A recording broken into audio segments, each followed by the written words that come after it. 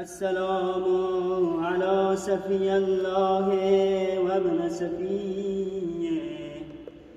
السلام على الحسين المظلوم الشهيد. السلام على أسير الكرباء وقتيل العبرات.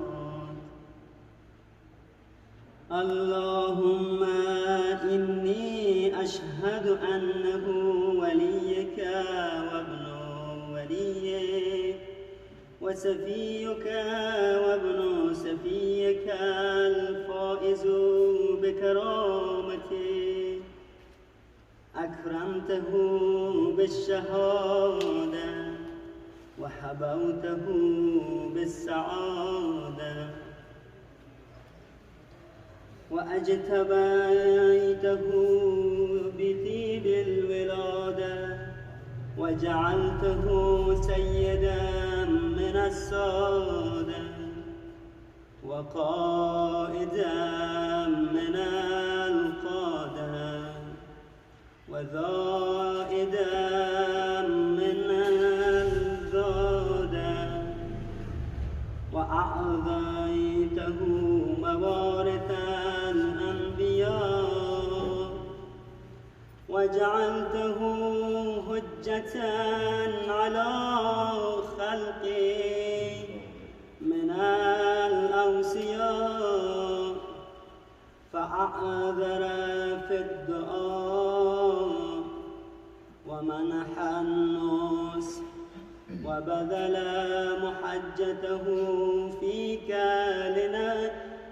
ليستنقذ عباده من الجاهلة وحيرة الضلالة،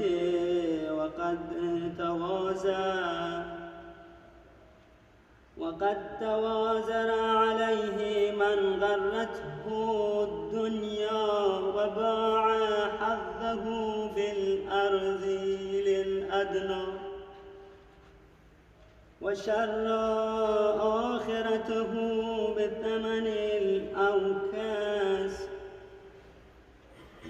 وتغترس وتردى في هواه، وأسخطك وأسخط نبيه، وأطاع من عباده أهل الشقاق والنفاق، وحملت الأوزار المستوجبين النار، فجاهدهم فيه صابرا محتسبا، حتى سفك في طاعتك دمه، واستبح حريمه.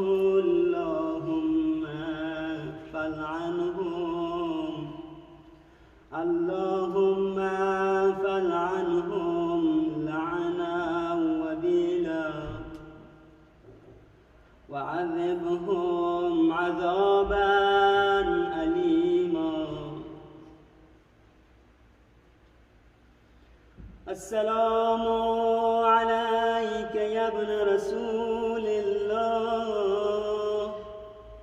السلام عليك يا ابن سيد الأوصياء. أشهد أنك أمين الله وابن أمينه، عشت سعيدا ومضيت حميدا، ومت فقيدا مظلوما شهيدا. وأشهد أن الله منجز ما وعدك، مهلك من خذلا، ومعذب من قتلا.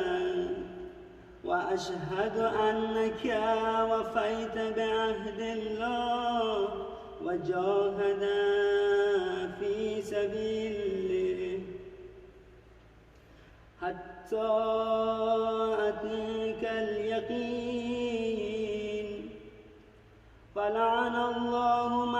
قتلك ولعن الله من ظلمك ولعن الله أمة سمعت بذلك فرضيت به.